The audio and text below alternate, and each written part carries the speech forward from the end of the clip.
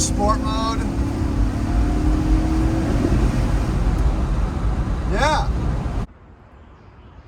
All right, welcome back to the channel. And in the name of driving progressively less reliable vehicles, I'm gonna feature this one today for you guys. This is a 2005.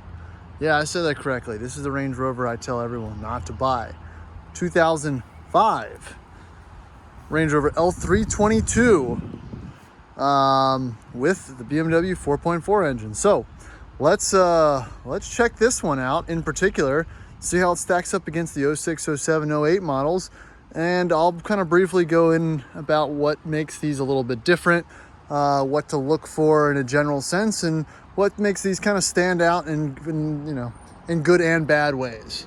So let's jump right into it. So since this little British focused endeavor that we've been on over the past few years, we started out messing around with some old classics, got into D1s, a couple D2s, a P38.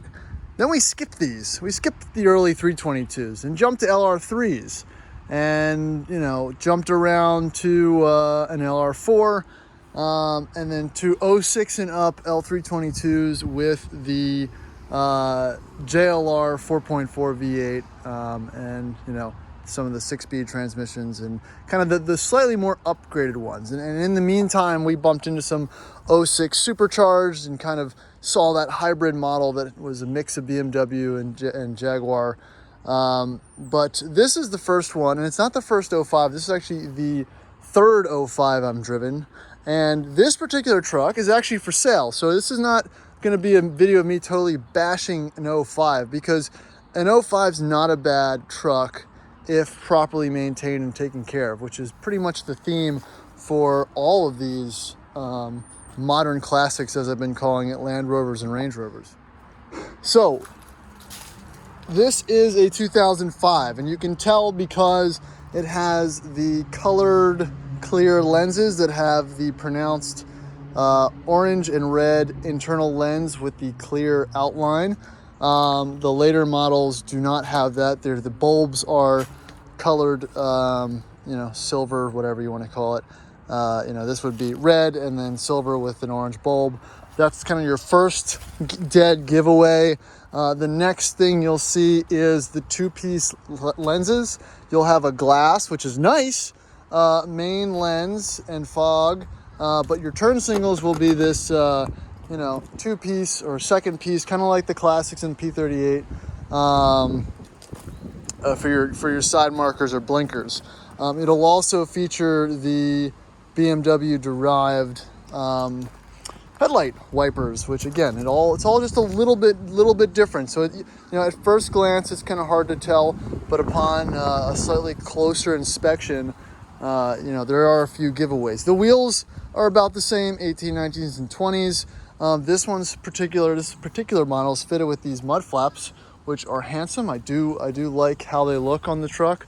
It definitely kind of creates that wafting kind of set back, hunched look that these are known. So let's get into what makes this the 03 to 05. That was the first revision of the L322 model, and it was firmly stuck in the BMW era. So you had a BMW derived 4.4 liter V8 with a 5-speed transmission, making around,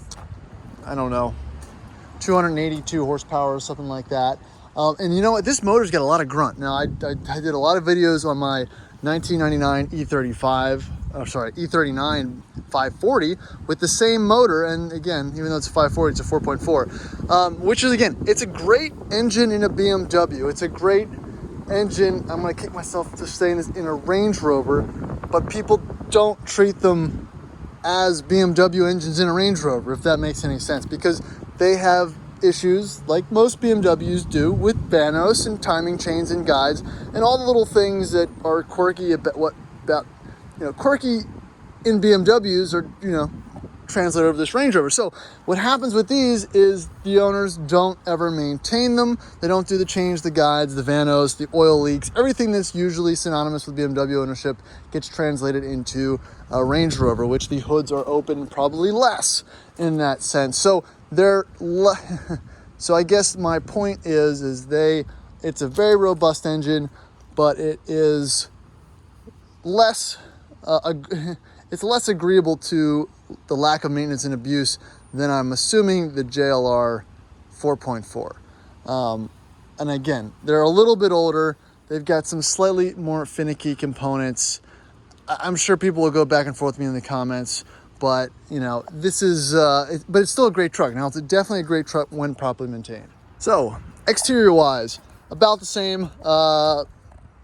Dueler Sports on here, Bridgestone tires. Rides great, drives great, air suspension functions well. Decent paint and everything that's kind of associated with that. Interior-wise, again, very similar to the other ones we featured on the channel. It has your BMW switch gear. You don't have terrain management, but you've got all your you know, very familiar looking dials and buttons and switches. Headliner's not saggy in this particular model. Good leather, again, that kind of BMW kind of smell, which you definitely have in an 06 as well. Decent exterior, decent interior. Not very rusty. This was a Texas truck and actually was locally maintained and owned for a few years as well. Over $12,000 in maintenance receipts over the past 2 years. So it's in really good condition, and it actually is for sale. If you're interested, let me know. It just had the front lower control arms done and some other just kind of normal wear and tear maintenance items, and it has 170,000 miles, but you'd never guess driving around. So let's crack the hood and fire it up. So like all of these vehicles that you say you'll never own, you know, it's I'll say it's growing on me. Very again, you see the BMW DNA in the gauge cluster as well. In the pixelation and whatnot. It's green backlit, a little bit different, but still very BMW-esque. Definitely a more pronounced growl from startup. I'm gonna go ahead and say that this motor has more punch, at least feedback-wise, from your from the horsepower monitor in your butt than the Jaguar 4.4. And sounds a little better, you know, because again, it's got a lot of torque. It's got going through 300 some foot-pounds, and I think it delivers it, you know, a little more aggressively than the other 4.4. So yeah, like I said, it's again, it grows on you. The more you live with something, the less scared you are of it. So that's kind of where I'm at with this one. And this is the owner actually dailies this rig. And you know, the more you drive something, the more you trust it, and the less of a, you know, less of a worry it is. All right, so there's your engine cover with the Land Rover engine cover on the front. Of course, a whole different name for the color silver, but just a nice little BMW 4.4 humming away. It sounds exactly like the fresh one, or the freshly rebuilt one that was in my E39. But yeah, very clean under the hood. Nice little setup. Odd little airbox compared to some of the other ones you see. But, you know, clean, tidy, just how you want to see it in there. Decent truck.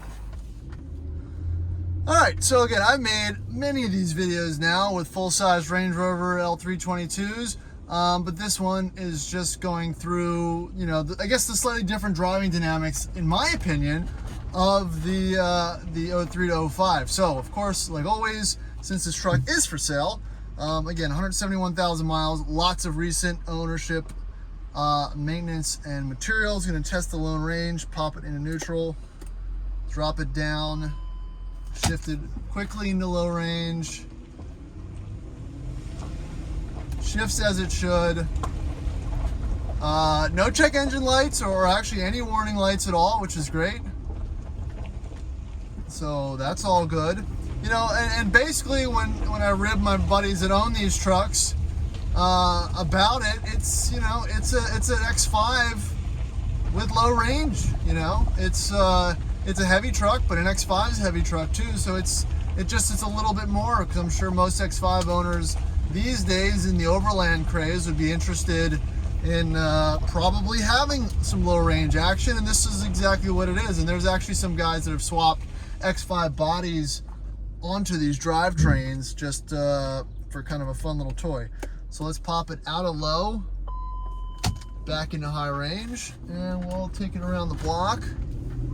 And I don't know if you can hear it, but it's got a good little growl, and most of them do. It's not just this truck. Oh, there's sport mode. Yeah, you know, since it is what, an M62, I forget, M61, whatever this motor is, you know, I think it's a little bit more of a sporting pedigree than the Jag motor. So again, I don't hate it. It's just, it's really hard to find one that's not completely dilapidated. So that's why I like this truck particularly, and have really enjoyed driving it around for the past few days. It's smooth, quiet, comfortable, and there's no love lost as far as the capabilities. It does everything that, you know, the other ones do, and not any better or worse. And like I said, actually I think it's a little quicker and drives a little better. So yeah, that's my initial driving impression. I do like you know, it's a little throatier, and it feels good.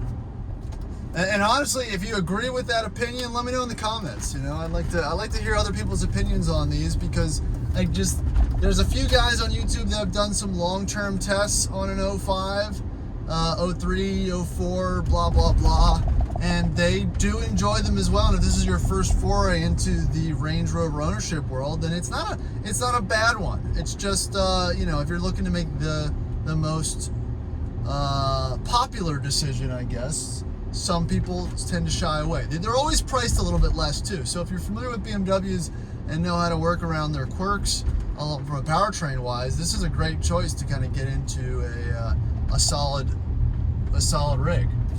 You're not losing anything. So that's I think that's really it with this one. Like I said, it is for sale. The owner is asking $8,500, which is not a bad price. It's a very clean truck. Mechanically sound. Again, new lower control arms and some, you know, bits and bobs he just got done at Sports Car for Virginia State inspection. Good tires, rides nice, smooth, comfortable, everything works, no check engine light. You know, pretty much all you want in the market these days. And it's ripe for some upgrades. Air suspension works perfectly. That's another thing I didn't put on the video, but I've definitely tested it.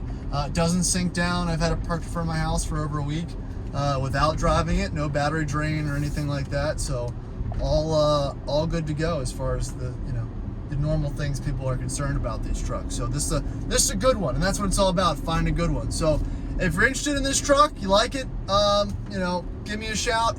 I'm not selling it through the shop. This is just through a friend that owns it, so I can help facilitate the sale for sure. And if you're looking for a modern classic just like this, let me know. We've got a few more trucks on the way. A black 08 LR3. That's going to be in the cards, 144,000 miles.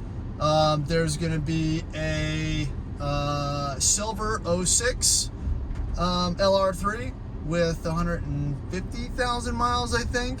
And we're also getting another silver 2006 L322's supercharged with 180,000 miles. So, you know, we're trying to find some interesting stuff out there. If any of those any of those trucks sound interesting to you, let me know. Like I said, we can build them however you want.